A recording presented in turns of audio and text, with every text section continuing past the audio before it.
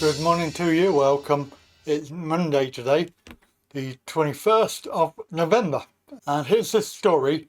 I know it's more Hancock Handjob story, but it's quite appropriate because I have a short video that's going to be part of this longer video. So I just want to show you the story in the mirror. It's celebrities in the jungle are actually venting about Handjob.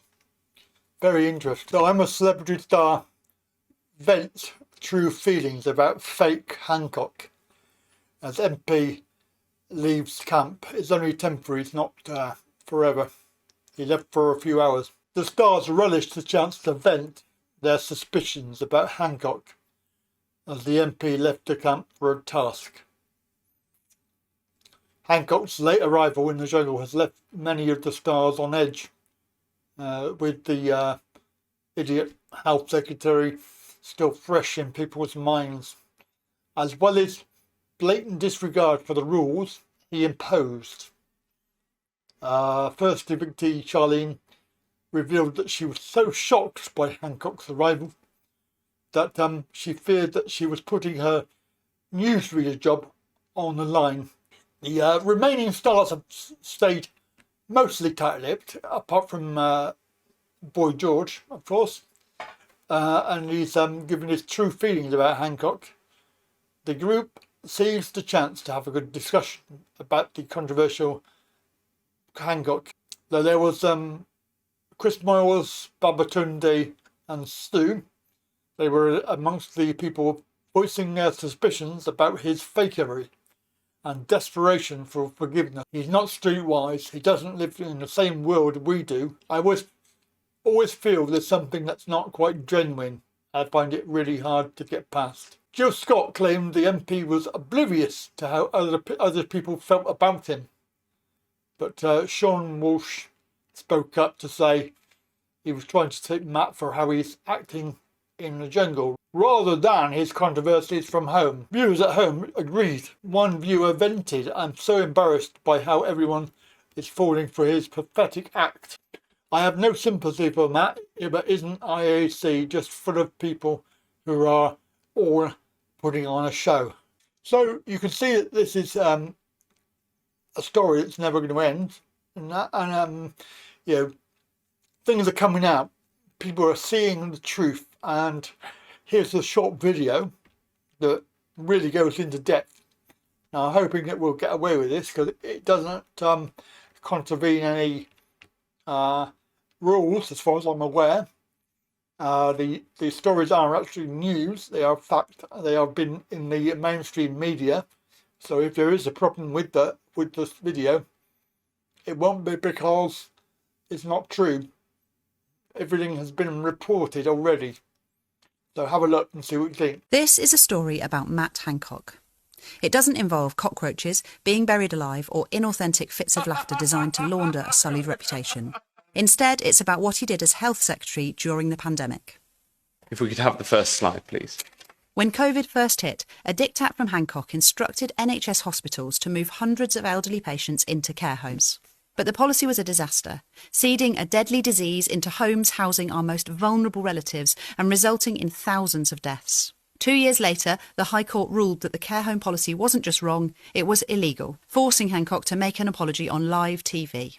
Well, like the Prime Minister at lunchtime, I'd reiterate the apology to all those who lost loved ones. In the first wave of COVID, there were an estimated 29,000 excess deaths in UK care homes. Next slide, please. This man was awarded contracts worth £30 million to supply vials for NHS COVID testing kits. His name is Alex Bourne, and he was the landlord of Matt Hancock's local pub in Suffolk. Bourne had no experience of producing medical equipment, though he did own a business that provided paper and plastic cups to music festivals. Hancock has repeatedly denied that he had any involvement with the award of contracts to Bourne. We do know that the two men exchanged multiple messages before and after the contracts were awarded. And when journalists started asking awkward questions about the two men's relationship and whether they knew each other well, Bourne WhatsApped Hancock joking, "Matt Hancock? Never heard of him." Hancock claimed in Parliament that Bourne's company was never awarded a contract by the NHS or the Health Department. That's true, but Bourne's company was subcontracted to another company to provide the vials. And when the contract between the company and Hancock's Health Department was leaked, we learned that the contract stipulated that the manufacturing had to be done by Alex Bourne's outfit. Bourne ended up recalling at least 8 million test tubes that had been delivered to warehouses for the NHS over quality issues. Next slide, please. The former head of the UK's vaccine task force has accused Matt Hancock of an extraordinary ambush that could have derailed the vaccine project. All because the former health secretary was apparently aggrieved not to be running the scheme himself. Kate Bingham accused Hancock of trading Dr. Jekyll for Mr. Hyde during a critical cabinet committee meeting in June 2020. The former task force chair suggested that Mr. Hancock's combative behaviour was pure politics, from a health secretary keen to reclaim responsibility for the task force from the business department. Bingham said that she feared if she became a politician's punching bag, there was a real risk that political manoeuvrings could undermine the vaccine project's critical mission. Next slide, please. When leading COVID scientist Professor Neil Ferguson was found to have broken the first lockdown by having his girlfriend stay at his house, Hancock was unforgiving. It's a matter for the police. As a government minister, I'm not allowed to get involved in the operational decisions of police matters. No, of course. But I think that the social distancing rules are very important and people should follow them. 1 year later, a year in which Hancock wrote and enforced strict rules on the movements and social interactions of the British people, it was revealed that Hancock was himself a rule breaker. He broke his own lockdown rules while pursuing an affair with a friend from university who he'd earlier personally appointed to a £15,000 a year role as non-executive director at the Department of Health. The final slide. The UK COVID death toll now stands at 210,000. That's the same as the population of Southampton. The government got some things right during the pandemic, but a lot of things wrong. And Matt Hancock, as Health Secretary, was responsible for some significant mistakes. The NHS is now on its knees. Waiting times for routine hospital treatment are at an all-time high, while underpaid nurses have voted to go on strike for the first time. Inflation is soaring, taxes are rising, energy bills are astronomical, people are hurting, including people in the constituency of West Suffolk. Matt Hancock works for those people. They pay his wages, they need him, but right now he's moonlighting, taking £400,000 to execute a self-serving public relations strategy aimed at reputational rehabilitation. Voters in West Suffolk aren't being given the chance to pass judgment on his behaviour. Only people who've downloaded the I'm a Celebrity app can force him to go home and do his job. So there you go. I think the whole thing about never forget. I mean, we've just had Poppy Day, 11th of the 11th. We just had that. And the slogan is never forget. I think we need to apply it here as well.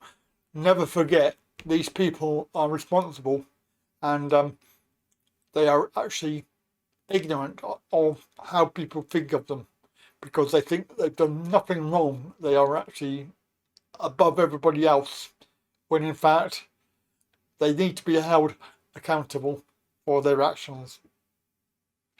And I think that the excuse will be that they were acting in a public office, but I think that's no excuse myself. I think that even if they were acting in the public office, and they are not immune from any of the illegal activities that they may or may not have done. So that's the story today. Hope you enjoyed it, and of course I'll catch you later. Bye for now.